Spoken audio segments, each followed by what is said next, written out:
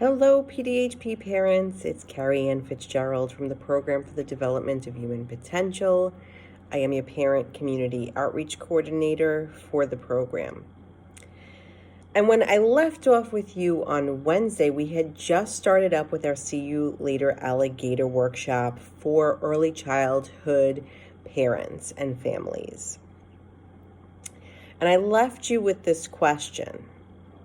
As we would have been together in the same room, I had asked you to take a few minutes, look around, take some time to move over, to sit with someone, include people, and discuss a topic. So, of course, we're not together to do that, but maybe it was fodder for some thought over the past day or two to consider the question that I had posed, which was, what is your main job as a parent? And as I told you, there's no correct answer. So there's no stress. But it's just this idea of getting perspective. There are a lot of parents who will say, well, it's protection, it's safety, it's guidance, it's teaching values, virtues, character traits, teaching responsibilities in the home or civically or in relationships, or even in the academic world. And it's also that critical thinking component, the thinking for yourself, thinking independently, that has become very important for parents.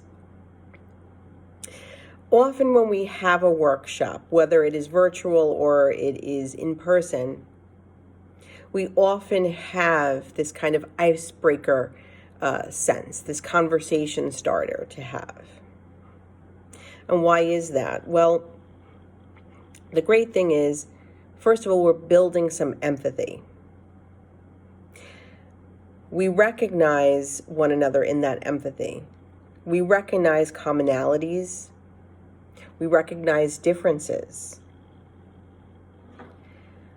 We look at the fact that it may have been difficult to have those conversations. It may have been difficult to turn around to a stranger or to even someone you've known your whole life. Your best friend may be sitting next to you, and to have a conversation like this. And a lot of times we do get to stop and, introduce ourselves. My name is so-and-so, my children are in this grade and that grade. And that's really important because we're building community. And what we have found in the past couple of years is our communities have really kind of changed. Growing up, I was very fortunate to know all the families on the block and all the neighbors on the block, and we lived down the block from our parish church. But now it seems, as my dad always says, the corners are further and further away. One day I did this, and I had started with the icebreaker, and a parent who was an 8th grade parent said to me, that was my favorite part. Even though I liked the workshop and I gained information, that was my favorite part, to stop and talk to the parent that I rush by every morning at drop-off. And she has a pre-K child, and I get to talk to her about what that's like. And I get to reminisce on what that was like for me. And I get to kind of tell her what it's like to have a child who's going to be graduating a school that they've been in since, pre-K as well. So there's such value in those conversations. And also what happens once we get to that, everyone seems a little uncomfortable, and then all of a sudden it's like the well broke loose and everyone is just talking and talking and talking, and I have to rein everyone back. So it's great to open those floodgates and have the ability to conversate and get to know one another. And we think about that, do we know people well that we have these conversations with? And how do we achieve success at getting that topic out and starting those conversations?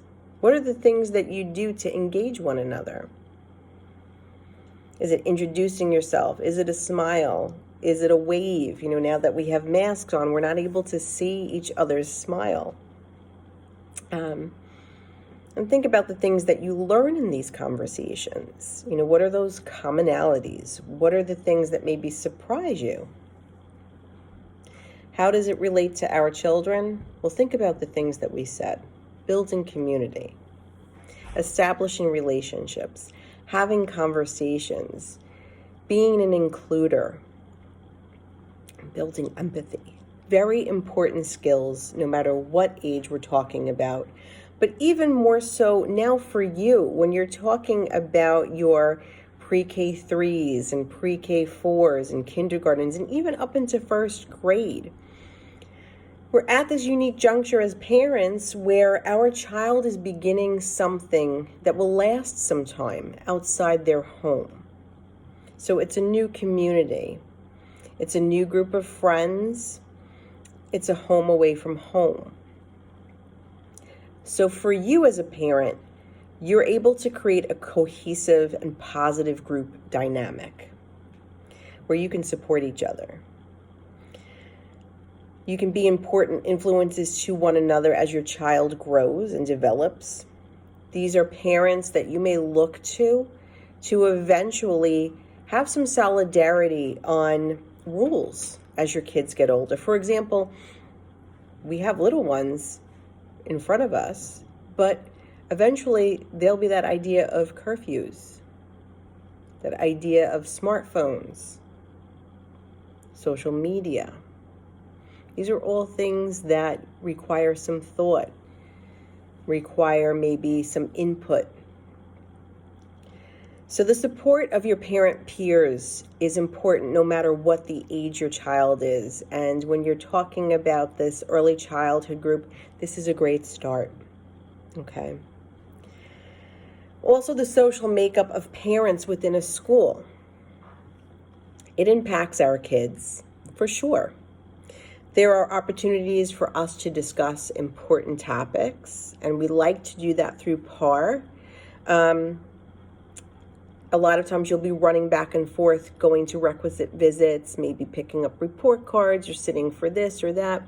And of course, this is a different year that I discussed that with you. But, there may not be as much engagement until we get to something like this, where we can discuss things that are day to day.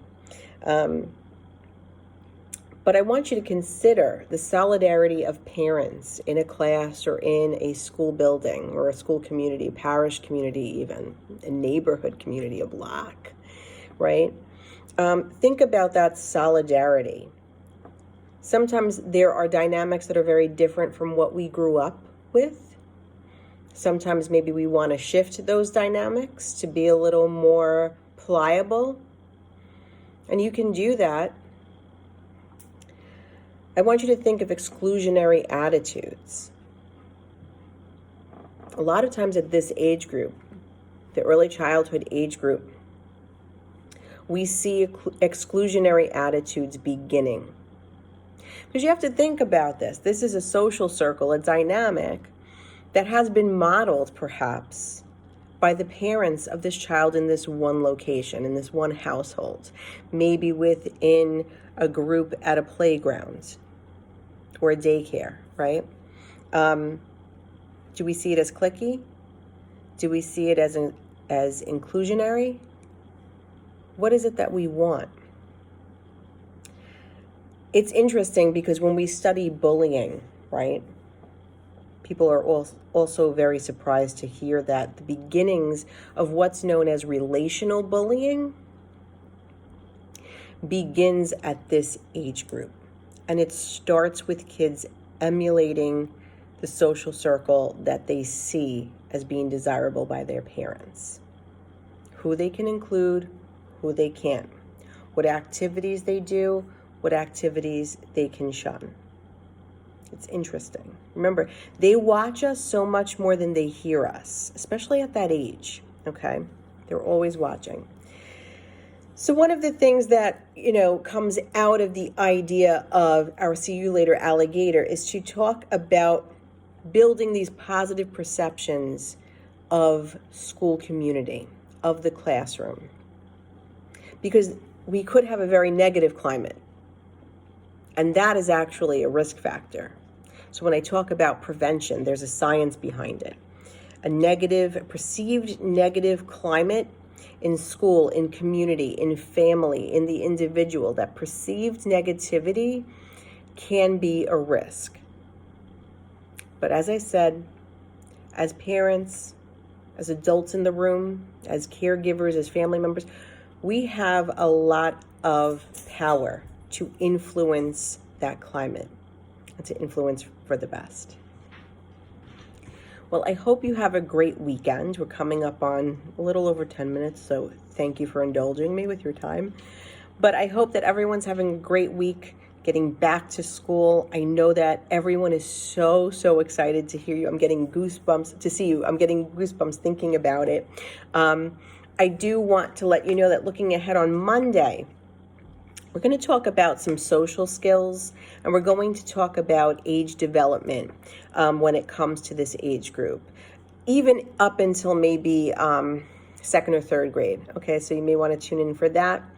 Have a great weekend, and happy Grandparents' Day if you are celebrating with your families and your loved ones. I hope you have a great weekend. Take care.